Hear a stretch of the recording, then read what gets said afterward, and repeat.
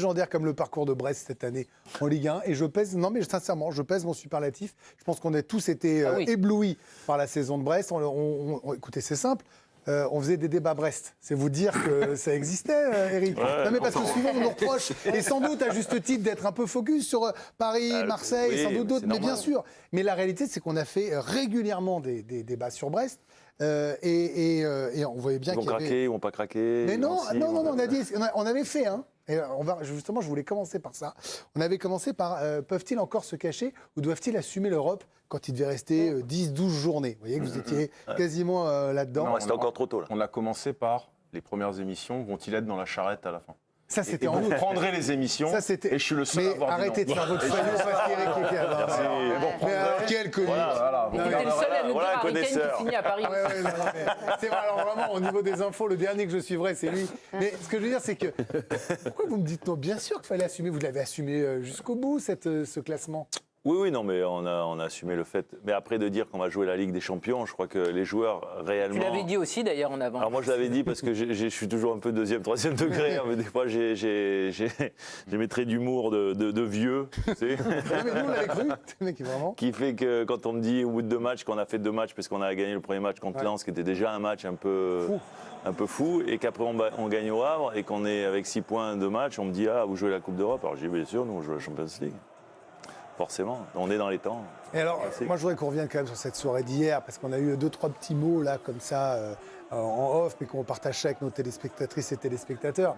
Hier, vous êtes à la mi-temps 0-0 à Toulouse. Est-ce que vous suivez ce qui se passe du côté de Lille? Alors moi je ne suis pas personnellement, mais mon staff forcément. Non, je te dis, je ne suis pas personnellement. Et quand je fais ma causerie, avant de faire ma causerie, là on me dit effectivement, le débrief de la première mi-temps en fait, pas la causerie, mais... Et là, on me dit Nice, il mène à Lille. Bon, je dis OK. Bon, alors nous, on était 0-0. Donc, mais malgré tout, c'était pas de jouer petit bras, c'était de dire on rentre en deuxième période comme on l'a fait en première. Parce qu'en première, on a 2-3 occasions vraiment très franches, on ne marque pas. Mais on a l'occasion de mener au score, on ne le fait pas. Donc là, vous les titillez les joueurs là-dessus, vous leur dites qu'on peut aller chercher. Ouais, mais je ne leur parle pas du score. Mais en fait, ils le savent, les joueurs. Parce que c'est malheureux à dire, mais les joueurs aujourd'hui sont tous connectés. Et puis même, ils sont connectés un quart d'heure avant les matchs. Hein. Ils regardent leur téléphone, les machins. Donc ils sont connectés à la mi-temps. Bon, c'est une autre génération. Il faut s'adapter, nous aussi, quand on n'est pas de la même génération. Donc eux, ils le savent plus que moi, en fait. Que Lille, ils mènent et qui sont menés à la mi-temps. Mais moi, mon discours, c'est de dire on rentre en deuxième et il faut qu'on arrive à prendre le score, il faut qu'on arrive à gagner ce match, et c'est vrai qu'on le fait. Donc je me renseigne juste à un quart d'heure de la fin. Et là, on mène 2-0 à ce moment-là, et là, on me dit, c'est un partout là-bas à Lille.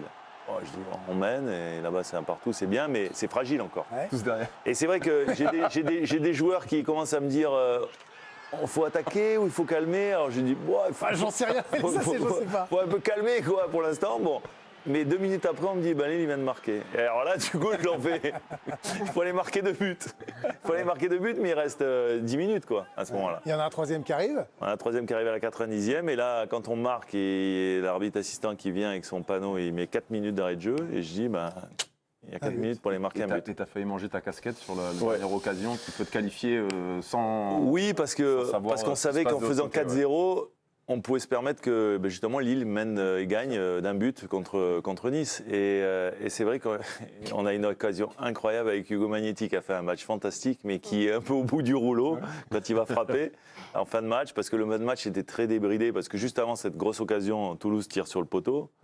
Et contre-attaque, nous, on a cette occasion de faire 4. Et cette occasion de faire 4, c'était presque pour nous déjà presque l'assurance d'être en Champions League. Donc on finit le match là-dessus, quelque part un peu déçu, alors qu'on a gagné 3-0 en faisant un super match. Et après, qu'est-ce qu'on fait? Les gamins, ils prennent les téléphones et ils regardent ce qui se passe à Lille. Mais vous avez presque eu la fausse joie, c'est-à-dire qu'il y a le 3e but. On aurait pu passer vraiment pour des cons à un moment donné. C'est peu de le dire. Ça, moi. Non, pourquoi? Parce que en fait, moi, je veux pas regarder parce qu'à chaque fois je regarde, il se passe des trucs, alors donc je préfère pas regarder.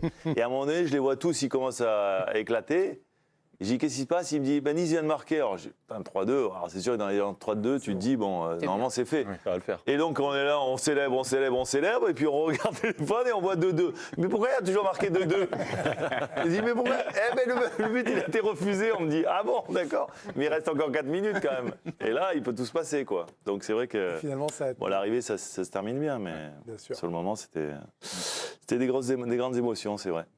Avant de regarder le match entre Lille et Nice, il y avait aussi donc ce match contre Toulouse. Mine de rien, Brest n'était pas forcément sur une énorme fin de saison. Il y avait le match nul qui était compliqué contre Reims. Il y avait beaucoup d'absents. Aussi, quand on regarde le tableau, avant le match, Pierre Lesmelou, si important cette saison, Bradley Loko suspendu, Jordan Amavi qui va être titulaire pour la première fois, Jonas Martin qui a pu remplacer Pierre Lesmelou, il n'est pas là, Romain Del Castillo qui débute ce match sur le banc. Vous avez quand même beaucoup d'absence pour cette rencontre. C'est quoi justement le secret pour aller chercher le 3-0 sur la pelouse d'une équipe qui venait de battre Paris Saint-Germain au Parc? Franchement, quand on voit ces absents, c'est impossible de se dire je vais miser un billet sur Brest en Ligue des Champions. Tout le respect qu'on a. Alors, tu as Lesmelou et Bradley Loko qui ont été nominés dans l'équipe type de la saison. Donc, c'est deux joueurs qui sont normalement et que tu n'as pas. Et c'est vrai que sur les 3 derniers matchs, parce qu'il y a eu Reims, ça a été compliqué, mais il y a eu Nantes où ça a été compliqué aussi. C'est qui a mis le plus beau but quand même. Mais c'est vrai que voilà, on est diminué et sur la dernière semaine, on perd pratiquement un joueur par entraînement. Donc c'est vrai que nous on se disait, mais bon, on sait, de toute façon, tous les joueurs qui sont dans l'effectif, ils ont de la qualité et qu'à un moment donné, bah voilà, il y a l'épisode et l'histoire aussi, Jordan Amavi à l'intérieur de l'histoire qui est incroyable, quoi, qui est folle. C'est dingue.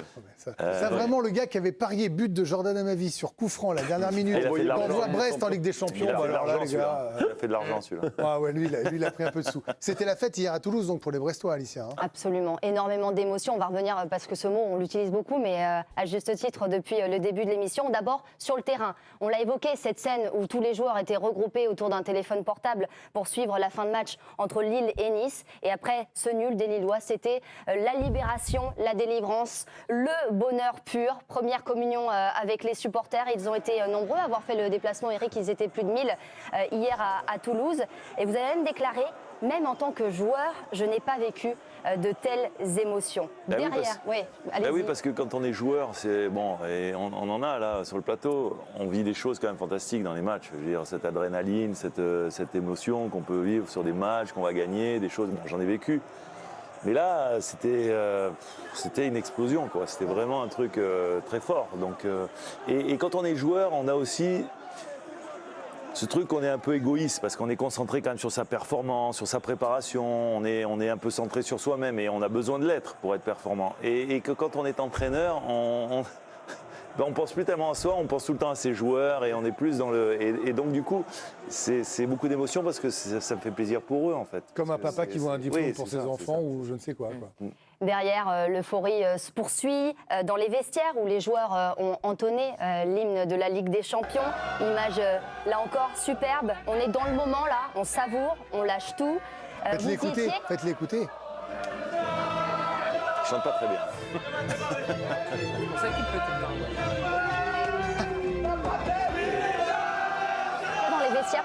je suis dans le vestiaire, mais bon, on les laisse surtout communier entre eux et voilà, il faut aussi s'espacer de temps en temps et laisser un petit peu profiter, mais bon, c'est... Ça fait chanter Karine aussi, Karine connaît l'hymne par cœur. Ça fait chanter Karine. Aujourd'hui à Paris, c'est dire. Bien sûr, c'est ça. Aujourd'hui, les festivités se sont poursuivies. Vous, les joueurs, vous avez été fêtés en héros pour votre retour à Brest. Vous avez été célébrés au balcon de l'hôtel de ville brestois avec une foule devant vous. Les supporters qui chantaient le fameux Stade brestois, Coupe d'Europe. On s'est demandé d'ailleurs comment vous avez fait pour venir aussi vite à Paris. Bah, un avion. Hein. Un avion. Il y avait l'avion de 16h30. Un avion, mais arrivé à 17h30. Ça allait tellement vite, j'ai même pas pu me changer. Tu vois, j'ai le même sweat. Le 16h30, 17h30, il a pris le hop de 16h35. Voilà, c'est passé nickel. On salue Faron qui dessine pour nous, bien sûr. Et puis Brest, c'est aussi avant tout l'humilité, la simplicité. C'est pour ça qu'on aime autant ce club. On a pu voir le capitaine Brendan Chardonnay bénévole à la buvette aujourd'hui du tournoi de Plougonvelin cet après-midi. Ah, lui, il est magnifique. Avec modération, je précise moi. Toujours. Il est magnifique, mais il est magnifique surtout avec la bière là. Il est magnifique. Je peux te dire que c'est pas un enfant de cœur à ce niveau-là. Et une dernière chose, il peut en profiter maintenant. Oui, c'est ça. Une dernière chose, Eric, le Stade brestois qui a été encensé par la presse européenne aujourd'hui. Toute l'Europe a parlé de ce miracle. La Ligue 1 s'est terminée par le miracle de Brest, a titré aujourd'hui la Gazzetta dello Sport. En Espagne, Marca évoque le brio avec lequel vos hommes, candidats aux places de relégables, ont écrit l'une des plus belles histoires de la prochaine Ligue des Champions après une dernière journée inoubliable. Et on termine avec avec le journal allemand Kicker, le petit club breton qui n'a jamais été mieux placé que la 8e place du championnat dans son histoire et qui s'est assuré ce dimanche un ticket pour la première classe. Ça, c'est une reconnaissance qui est totale aussi, l'Europe qui s'intéresse à Brest. Oui, c'est sûr que c'est vrai. Et c'est vrai que c'est compliqué en fait de recevoir autant de louanges, même de louanges, et puis même des messages, que ce soit sur tes réseaux sociaux, que ce soit personnel et tout ça.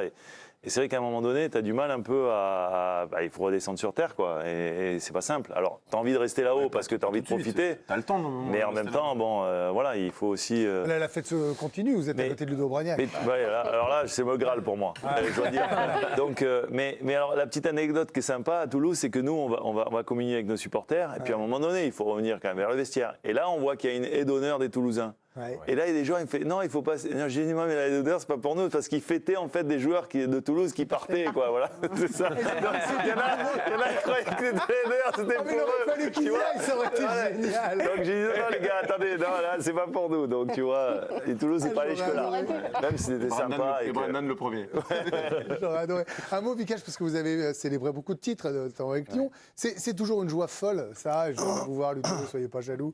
C'est toujours un truc. Franchement, nous, on le voit, même quand on regarde un tournoi entre potes, on est content. Je ne peux pas imaginer à ce moment-là ce qui se passe dans le cœur et dans la tête.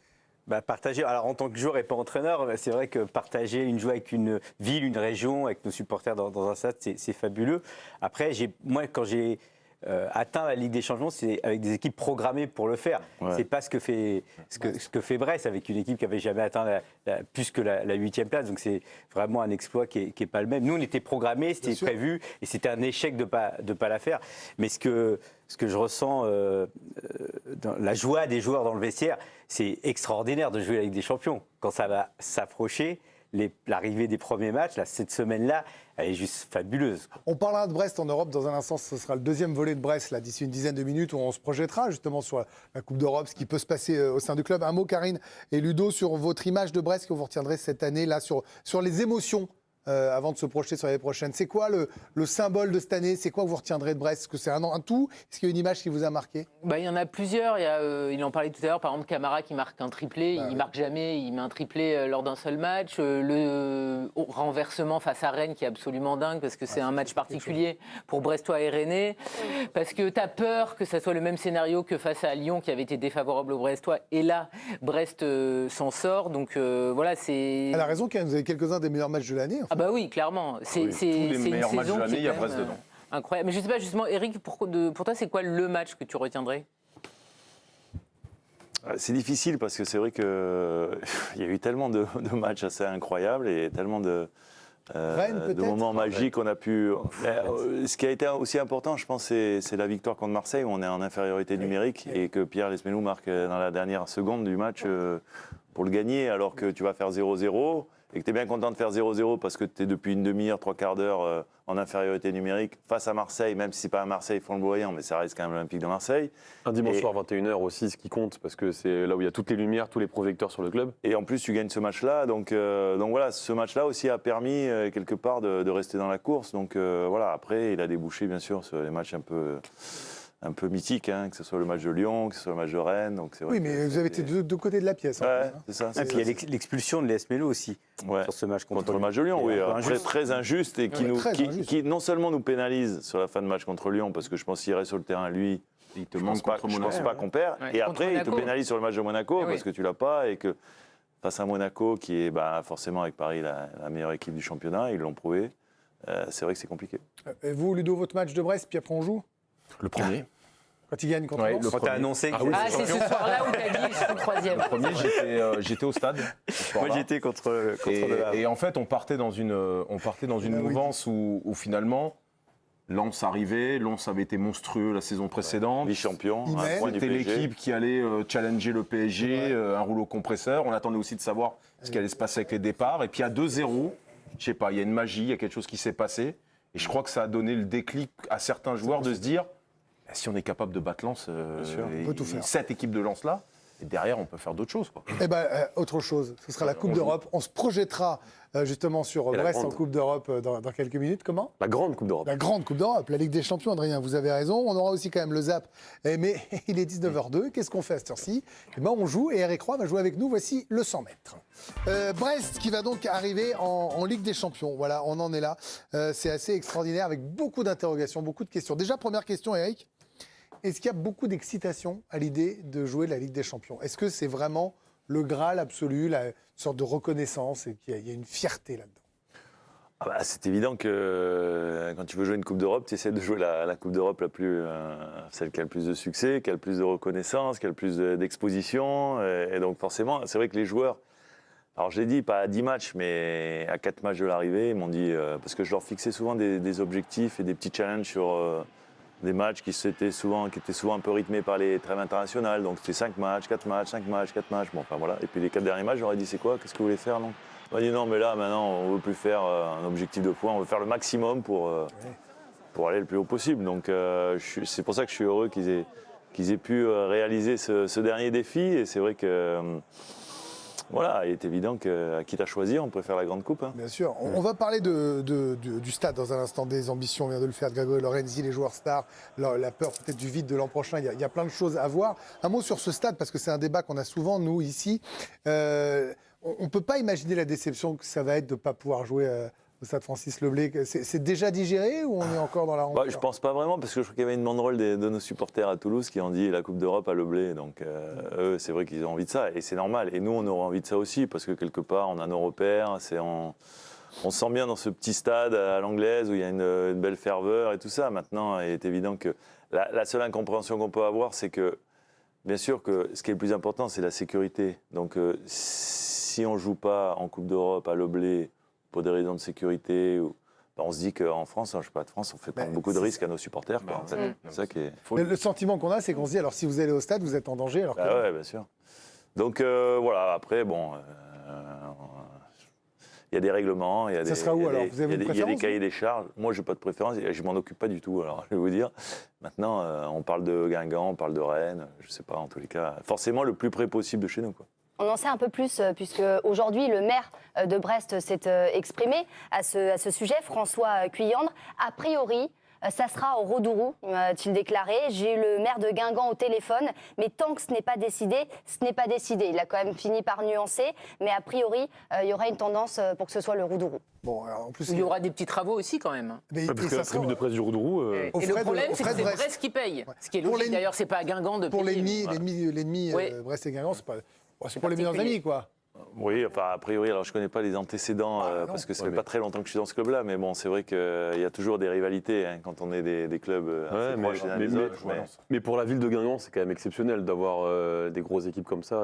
Pour le tissu économique, c'est exceptionnel, donc je pense que ça passe au-delà de la rivalité. Analyse socio-économique, vous n'avez pas vu venir, là. Ils n'auront pas de place, les Guingampais, pour aller voir les matchs. Non, là, je pense que ça va être très... oui, déjà que c'est pas grand. Non, je disais qu'avec Lille, on avait joué à Bollaert. Donc en termes de rivalité, vous pouvez pas trouver mieux. C'est vrai. Donc, et comment ça s'est passé ? Eh bien, ça s'était pas si bien passé que ça, mais on avait vécu un moment incroyable contre Manchester United. Et donc le public lillois s'était... qu'on vous lance là-dessus, là, si on vous lance... Le public lillois s'était déplacé en masse, jusque Ryan Giggs là, c'est vrai. Gâche la fête. Pas de gros mots à cette heure-ci. Mais à la fin, il avait dit que tu étais le joueur qui l'avait le plus. Tu vois, ça m'étonne pas. Oui, il avait dit. On en avait parlé quand j'avais joué contre lui et que je jouais à Sunderland. Pied gauche, là, il a de la ça pas mal. Il y avait lui et Greg Coupé, les deux on dit ça. Un mot sur Grégory Lorenzi, le directeur sportif du Stade Brestois, qu'on annonce sur le départ. Vous avez calmé les ardeurs de tout le monde en disant non, moi je suis pas... Pour moi, il n'est pas parti. On a une relation très proche avec Greg, et c'est vrai que si c'était fait, s'il partait, il me l'aurait déjà annoncé. Maintenant, bien sûr qu'il est sollicité, bien sûr qu'il y a des clubs qui s'intéressent à lui, et c'est normal par rapport à son travail, et depuis maintenant de nombreuses années dans ce club. Maintenant, je ne suis pas sûr qu'il s'en aille réellement, donc on verra, mais c'est une question qu'il faut lui poser à lui. Non, bien sûr, mais vous, votre envie, c'est de continuer en tandem en duo, oui, forcément, on forme un bon duo, je pense, parce que chacun est à sa place. Voilà, il fait son travail, je fais le mien, et on a une relation fluide. Voilà, donc à partir de là, c'est vrai que moi j'aimerais bien qu'il reste. Et c'est vrai que hier, avec en plus ce scénario,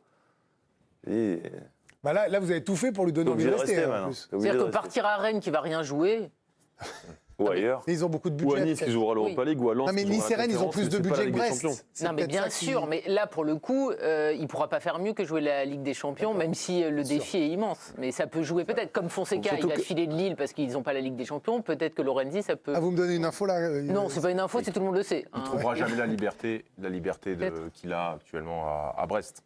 Aujourd'hui, il est aux manettes de tout ce qui peut se passer dans l'entourage, le stade, l'équipe, il est partout. Donc il est Question de salaire multifacette. aussi, à mon avis, non? Une Oui. question de salaire, en fait. Oui, c'est- oui, c'est- non, va bien jouer. sûr. Ça, le président, il peut faire un Il a effort. raison, non C'est une question de moyens. Une question de liberté, Bien sûr que c'est une question question de de salaire. moyens. c'est une Mais dans question un an, il de- aura toujours une cote, Lorenzi. C'est ça la différence, Oui, je pense, mais- avec les joueurs. Voilà. C'est-à-dire qu'un directeur sportif, bon, même s'il doit rester, il ne va pas perdre sa cote en un an. Alors qu'un joueur, il fait une mauvaise saison, il peut perdre sa cote. Oui, Alors mais il n'y a qu'un directeur sportif, sportif par club. Donc ça veut dire que si les Ouais. places sont prises ou ont été échangées, C'est un marché particulier. Et on a vu justement qu'il y avait une valse des directeurs sportifs dont peut profiter un directeur Ou pas, sportif comme enfin, Lorenzi. profiter, il a déjà... on a toujours peur de laisser passer sa chance aussi.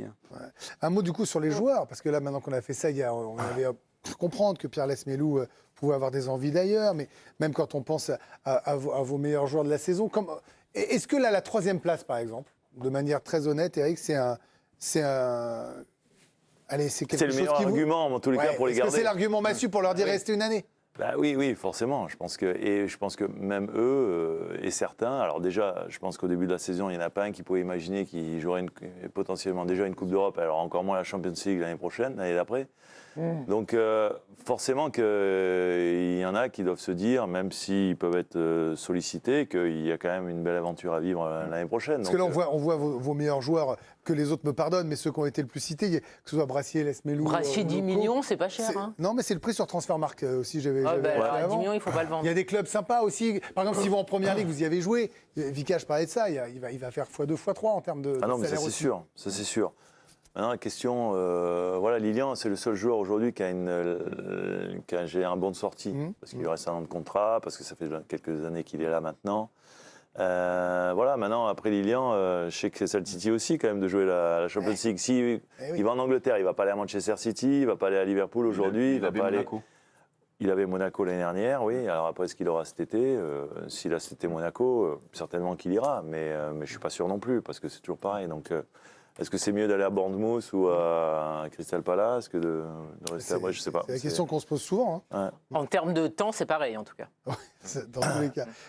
Vous comprenez cette hésitation des joueurs, Vika? Ah oui, parce que ça risque pas se représenter de jouer à la Champions League, mais après, partir dans des grands clubs, là, ils ont brillé. L'an prochain, ça va être dur en Ligue des Champions. Ça risque peut-être d'être dur aussi en championnat, parce que faire les deux en même temps, C'était ma de question. ne pas être justement. mise en De toute façon- évidence aussi. De toute façon, c'est une question qui se pose pour les joueurs, pour les directeurs sportifs. Et pour vous? Pour l'entraîneur. De toute façon, à un moment donné, la réalité, elle est là. Et la réalité, elle est économique. Et on l'a bien compris pour Pierre. C'est qu'à un moment donné, il faisait une culbute financière sur la proposition de Rennes. Donc voilà, mais en même temps, ce qui est quand même remarquable et fantastique, c'est que c'est quand même forcément une déception et que derrière, il a été sur le terrain incroyable, fantastique. Pour ton cas perso, ça dénonce la mentalité, quoi. Eric, sans nous dire, sans rentrer dans le secret, mais tu as déjà reçu des sollicitations J'ai eu- venir d'ailleurs J'ai eu des appels, tu vois, mais bon, c'est toujours pareil. Après, tu dis confort de travail pour Greg. Moi, je veux dire, là où je suis aujourd'hui, je travaille vraiment comme je travaillais, avec un staff que j'adore et que je connaissais pas pourtant et avec qui ça a tout de suite matché. Voilà, et la manière dont je travaille là-bas, tu sais ce que tu as et tu sais pas ce que tu auras après. Alors après, bien sûr que tu peux avoir que... Il est évident que c'est pas à Brest que je vais faire fortune en tant qu'entraîneur. Parce que bien sûr, c'est dans les plus petits salaires et pour les joueurs, c'est pareil. Mais après, ça dépend ce que tu souhaites, ce que tu veux, à quel moment. Et je comprends aussi que tout le monde n'a pas les mêmes envies, pas les mêmes objectifs, parce que être plus ou moins âgé quand tu es joueur, entraîneur, peut-être la dernière possibilité aussi. Donc moi, en fait, je me considère comme un jeune entraîneur, même si je suis assez vieux, parce que c'est mon premier challenge depuis Nice. Et c'était il y a 10 ans, 15 ans. Ouais, bien sûr. Donc voilà. On va revoir juste une déclaration qu'on a vue brièvement de Pierre Lesmelou. C'est dans l'équipe, c'est le 10 mai dernier. Il revient justement sur la proposition du Stade Rennais et sur les éventuelles propositions qu'il pourrait avoir cet été. Ce qu'il dit, quand vous avez des propositions difficiles à refuser, sportivement et financièrement, forcément, vous vous posez la question. Je ne peux rien certifier sur le fait qu'il reste ou non. Je vais avoir 31 ans, je ne me sens pas vieux, je suis toujours ambitieux. Ça, au moment du sprint final, Est-ce que ça a été bien perçu au club? C'est pas le moment idéal, hein, j'ai envie de dire. Maintenant, c'est marrant parce que j'ai l'impression que il n'y a pas grand-chose qui nous a perturbés en fait cette saison. Et là, il y a eu la tempête un peu médiatique par rapport à Greg et l'annonce qui a été faite dans l'équipe justement. Et hier, en conférence de presse après le match, on m'a dit comment vous avez su gérer et est-ce que l'équipe a été perturbée? J'ai dit apparemment, non. Visiblement, ça a été. Pas du tout. Donc, voilà, non, je crois que. En plus, maintenant, on est habitué, on sait qu'on est tellement épié, tellement en conférence de presse, on doit tellement toujours donner des choses, qu'à un moment donné, on sait très bien que on va s'appuyer sur quelque chose, que ça va faire des polémiques, et puis les journaux en ont besoin, les talk-shows comme les votes en ont besoin aussi, et que quelque part, je pense qu'on arrive à faire la part des choses, et les joueurs aussi arrivent à faire la part des choses, et que voilà, c'est en fait un petit peu le folklore du football d'aujourd'hui. On va continuer à parler avec vous. Vous êtes notre invité exceptionnel ce soir. J'ai juste une question, alors, parce que Ludo a ouvert la brèche. Vous êtes sûr d'être à Brest à 100% l'an prochain?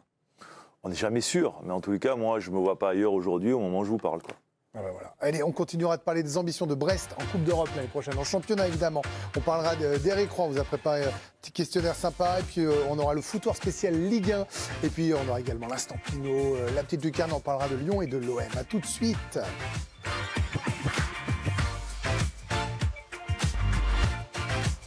De retour sur le plateau de la chaîne, équipe dans le DG avec Alicia Deby, Vicas Dorasso, Karine Galli, Ludo Obraniak, Adrien Courouble et notre invité exceptionnel, c'est Éric Roy, coach de l'année en Ligue 1. Quand il voulait me fondre dans l'équipe, là, tu vois, je me disais, ça y est, je fais partie de l'équipe. Non mais là c'est bien, tu vois. Marathonman. Ouais, Marathonman sur son t-shirt, évidemment. Et quel marathon ça a été. Ah ouais, quel marathon ça a été. On rappelle Brest qui est donc en Ligue des Champions sans passer par les barrages. Et ça change tout. Parce que qu'est-ce qu'il aurait fallu faire? Il aurait fallu commencer la saison très tôt. On voit que Monaco n'avait pas réussi, Marseille n'avait pas réussi. Ça aurait été un cadeau empoisonné. Bon courage aux Lillois, là. Puis on avait commencé à regarder, moi j'avais commencé un peu à regarder nos potentiels adversaires. Voilà, c'était tout de suite Dynamo de Kiev, Benfica. Alors à part si Leverkusen, je crois, gagne la finale de la Ligue Europa. De la Ligue Europa. Mais bon, ouais, il y avait du lourd. Alors quand on parlait des joueurs qui étaient possiblement tendressés, il y a votre gardien qui a fait une saison extraordinaire. Il a aussi été nommé dans les meilleurs gardiens de l'année. Il y avait une colonne vertébrale, on avait ce sentiment à Brest, extrêmement solide. Je parle sous le contrôle de mes anciens joueurs. Mais ça, quand même, c'était flagrant et il n'y a pas eu de moment de perdition dans l'année. Ouais, c'est vrai, mais au-delà même de la colonne vertébrale, quand tu as un jeune comme Bradley Loco qui se révèle, c'est vrai que pour nous, c'est presque une surprise, parce que l'année dernière, on l'avait en prêt pendant quelques mois, on a vu qu'il avait de la qualité, on a décidé de miser sur lui, mais on n'oublie pas qu'il n'y a pas si longtemps que ça, il était un petit peu dans le loft à Reims, quoi. Donc voilà, à un moment donné, tu as aussi des choses comme ça. Kenny Lala, qui est son pendant à côté droit, qui est un joueur sérieux, solide, voilà, et puis on avait un banc. Oui, on relance, mais de toute façon, un club comme nous, on est obligé soit de relancer des joueurs, soit de faire confiance à des jeunes, et en espérant que du coup... Mais à quoi ça tient finalement? En fait, c'est un super exemple. Une carrière, j'entends tout le temps dire, et Ludo nous le répète souvent aussi, des joueurs en national qui sont talentueux, mais ils n'ont pas passé le cut pour partir après le centre de formation. On se rappelle le plus célèbre, c'est Valbuena, par exemple, qui avait ou Ribéry, voilà, des histoires folles. Et là, des gars qui sont évidemment très bons, il faut se trouver au bon endroit au bon moment. C'est quoi? Ça match avec le coach, le club, les gens? Il y a de ça. Il faut à un moment donné avoir le club qui, du coup, mise sur toi et qui est obligé de faire des paris et que, du coup, tu arrives aussi à prendre le train en marche, parce que c'est bien de donner de la confiance aussi à un joueur, mais à un moment donné, il faut qu'il te la rende tout de suite et rapidement, parce que si tu veux performer. Donc, mais Greg Lorenzi est coutumier du fait d'aller chercher des fois des joueurs formés à Monaco qui ne peuvent pas vraiment jouer dans l'équipe type.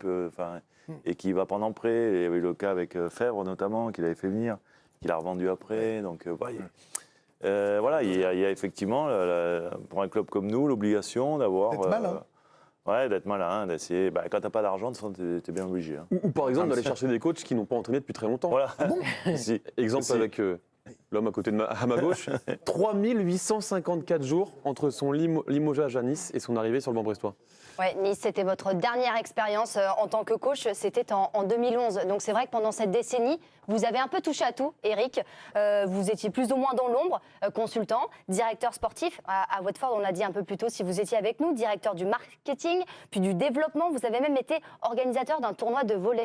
C'est ce que j'ai... Ah, c'est vrai, hein, de foot volley. Attention, en plus c'est diffusé sur la chaîne L'Équipe. Attention, chaque année. Commenté par Adrien Courouble. Le commentaire était très impressionnant. Chaque année, et en fait, je donne un coup de main à 2 amis à moi qui organisent ça depuis des années. Et ça leur donne un peu plus de visibilité. Ouais, voilà. Et c'est vrai que chaque année, et c'est encore le mondial va encore avoir lieu cette année au mois de fin juillet sur le site de la Pinède Good de Jean Lépin. Donc, voilà. C'est la rectification. Il n'y avait pas Didier Deschamps Alors Didier on jouait beaucoup, notamment pendant les vacances. On allait à Monaco, on avait un terrain, parce que c'est un terrain de beach volley. Hein. Ouais, on joue dans le sable. Didier jouait beaucoup, mais maintenant il s'est plus recyclé sur le paddle. Ah, il fait autre chose. Et donc tout ça pendant cette dernière décennie jusqu'à devenir meilleur entraîneur de Ligue 1 au trophée UNFP, une consécration on peut le dire, puisque ce sont vos pairs qui vous élisent, donc j'imagine que c'est ça surtout la fierté. On écoute une partie de votre discours lors de cette soirée où vous revenez sur ce parcours atypique, très bon discours, très à l'aise. Long discours. Long mais très bon. Long discours de parce qu'on me l'a dit. Éric Roy. Dit, donc, sur votre parcours, pour le moins atypique.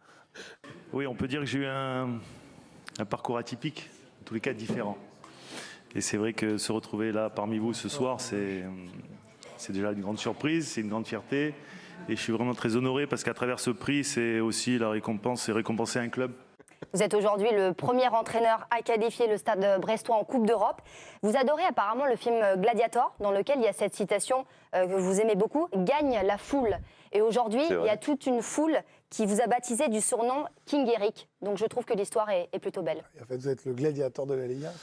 Si ça pouvait. mais c'est vrai. Et c'est vrai que quand tu arrives... Alors, de ce que moi j'ai vécu à Brest, quand tu arrives tout seul... pour travailler avec un staff qui est un staff club, qui sont des gens qui sont respectés, aimés, justement, au Stade brestois. Tu as besoin de gagner ton staff déjà, d'avoir la confiance de ton staff. Tu arrives, tu es obligé quand même bien sûr, de travailler avec eux, mais aussi qu'ils se sentent épanouis, que tu ne viennes pas non plus pour leur enlever des choses, mais que tu leur apportes aussi quelque chose en plus. Et puis après, tu as besoin de gagner ton groupe, tu as besoin de gagner tes joueurs, tu as besoin d'avoir les joueurs avec toi. Un entraîneur sans les joueurs, il est rien. Et bon, on le sait tous, on a été entraîneur. Et le supplément d'âme d'avoir quelque chose quand même pour son entraîneur, quelquefois, ça fait des différences parce qu'on a envie de se battre plus ou moins. Mais bon, ça fait partie du process, ça fait partie effectivement de cette aventure brestoise. 2 questions sur l'année prochaine. La première, quelles seront les ambitions en Ligue des Champions? Est-ce qu'il y aura des ambitions? Voilà, quand on représente un club français en Ligue des Champions, est-ce qu'on a envie de jouer à fond? Et puis 2, est-ce que, comme Vikash a commencé à le dire, est-ce qu'on n'a pas une petite crainte? On connaît des clubs qui ont réussi à surperformer, puis qui l'année suivante se rebattaient à nouveau pour le maintien et ne pouvaient pas assumer les deux parce que c'est énergivore. Alors l'ambition, moi c'est simple. À partir du moment où je prépare un match, c'est pour le gagner. Okay. Après, malheureusement, l'équipe adverse veut gagner aussi. C'est bizarre, hein, donc, mais bon. Donc c'est souvent un rapport de force. Et il est évident que les rapports de force, cette année, on a beaucoup plus souvent gagné que perdu. Et que l'année prochaine, forcément, dans cette compétition où il y a les meilleures équipes, ça sera forcément plus compliqué. L'ambition, de toute façon, quoi qu'il arrive, ça sera effectivement de faire le meilleur match possible et de mettre les éléments pour gagner, tout simplement. Est-ce que le delta de différence qu'il pourrait y avoir peut-être avec les ténors te fera changer ta façon de faire jouer ton équipe ou de voir le foot, ou tu vas rester dans ta philosophie? Non, mais je pense qu'on a tous une philosophie et que on a envie de la voir perdurer. Après, on analyse les matchs, on analyse les adversaires. Regarde, tu vois, sur le match de Toulouse, j'ai changé de système alors que je ne l'ai pratiquement pas fait toute la saison. Et qu'à un moment donné, c'est parce que je pensais que par rapport aux joueurs qui étaient à ma disposition, par rapport à l'adversaire, c'est la meilleure option. Et elle s'est avérée payante. Maintenant, non, nous, l'ambition, ce sera de toute façon d'avoir une équipe dynamique, une équipe qui avance, qui essaie de faire du jeu. Et après, eh ben, si on joue contre des équipes qui sont bien meilleures que nous et qui nous donnent pas le ballon, ben, on fera comme on pourra aussi. Donc, il n'y a pas de crainte pour l'an prochain, le cumul des deux compétitions. Alors, non, mais là, ce qu'il faut être garanti d'une chose, c'est que on est complètement conscient, et je pense que je vais le rappeler dès ma première réunion avec les joueurs, c'est qu'il faudra faire table rase du passé, que ça sera très bien ce qu'on a fait l'année dernière, mais qu'il faut repartir sur une page blanche et que ça sera certainement une saison beaucoup plus difficile que celle qu'on a vécue. Parce qu'il y a déjà au moins un minimum 8 matchs de plus, quoi, déjà. Donc ça, c'est une garantie. Et en plus, 8 matchs que tu vas jouer tout le temps à l'extérieur. Parce que même quand tu vas jouer à domicile, tu vas jouer à l'extérieur. Tu vois comment finit Lens aussi. Mais c'est pour ça, Lens, mais Lens qui est plus structuré, qui finit quand même européen, mais effectivement... plus structuré, avec plus d'effectifs et plus de moyens. Bien sûr, et beaucoup. Un stade, voilà. Ouais, bien sûr, complètement différent. Bon, il est 19h45, avant d'avoir le footeur spécial Ligue 1 et de continuer avec Eric Roy, on va passer à l'interview roi. On va voir s'il y a des choix qui peuvent être faits. Et je vais commencer par le choix du roi, Eric. Je vais vous proposer des noms où il y a le mot roi, King ou Roy qui se retrouvent dedans et vous devez choisir. Eric the King Cantona ou Roy Keane? King Cantona. Le roi Sané ou King Slay-Coman? King Slay-Coman. King Slay-Coman. Roy Mackay ou Ruud van Nistelrooy? Ruud van Nistelrooy. Ruud van Nistelrooy. Maintenant, on va voir si. Néerlandais, pourtant. Ouais, on va voir si vous connaissez bien votre carrière. Sunderland, vous avez joué à Sunderland. Ouais. On doit avoir une image qui doit traîner du côté de Sunderland. Est-ce que vous savez comment s'appelle le fleuve qui coule à Sunderland? Tyne. Hein, c'est le Wear. Le Wear. Le Wear. En fait, il y en a deux. Ok, c'est bon, je vous le donne. Le nom du stade? Stadium of Light. Oh ouais, il est incollable. Vous avez joué au Rayo Vallecano? Vous savez ce que c'est la Stadium of Light quand même? Allez-y, expliquez. Light, c'est quoi la light? Le Stadium of Light? La lumière? Oui, mais c'est un truc du phare. mineur. Du mineur. C'est comme en fait, on va dire, comme à Lens. Ouais. Donc en fait, c'est parce que c'est une région minière aussi. Donc voilà. Je ne vais pas rester alcoolé, ça me fait bien plaisir. Non, certainement. Il a joué là-bas. Attends, mais alors, si je vous interroge là où vous avez joué, ça serait trop long. Si je commence à faire la carte de Ludo, c'est un Fight Club sur 10 000 noms. Rayo Vallecano, vous avez porté les couleurs du Rayo Vallecano. L'abeille. Est-ce que vous savez quel est le nom du quartier de Madrid? Vallecas. Vallecas, effectivement. Combien d'habitants? À Madrid? Non, à Vallecas. Bon, 328 000, on va dire que c'était difficile. Qui est le meilleur buteur de l'OGC Nice depuis les années 90? Depuis 44 ans, qui est le joueur qui a marqué le plus de buts pour votre club de cœur, l'OGC Nice? Je sais pas.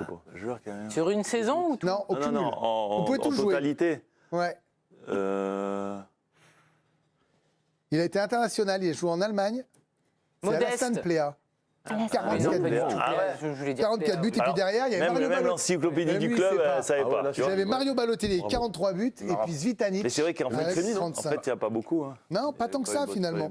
Et si maintenant on s'intéresse à Brest, on va voir si vous allez vexer ou pas vos joueurs. Voilà, ça y est. Quel est le joueur le plus âgé du Stade brestois aujourd'hui dans l'effectif? Le plus âgé? Ouais. Le plus âgé... 3, 2, 1. Une idée en plateau? C'est Jonas Martin. 34 ans. Ah oui, bah oui. C'est pas si vieux pour le coup. Je ne voyais pas 34 ans. Quel joueur dans l'histoire de Brest a le plus de matchs, toutes compétitions confondues, sous le maillot brestois? Bruno Grougy. Bruno Grougy, bien joué Ludo. C'est la légende, on l'appelle la légende. D'ailleurs, c'est un garçon. Ludo ou Bruno Grougy? Non, Bruno. Et c'est vrai qu'on le fait exprès en plus, parce que lui, c'est comme c'est un garçon assez, je vais dire, discret. Et tout ça, donc quand il... Ah non, arrêtez. Est-ce que vous savez combien de buts vous avez marqué en Ligue 1 dans votre carrière? Un peu moins de 30, je pense. 25 buts. Et combien de cartons rouges au total de votre carrière? Pas tant que ça. Au moins, alors... 2. 1 en Liga et 1 en Ligue 1. Bravo Eric Roy, évidemment. Vous avez réussi le petit défi. Vous restez avec nous pour la suite de cette émission. Vous êtes là jusqu'à un petit peu plus de 20h.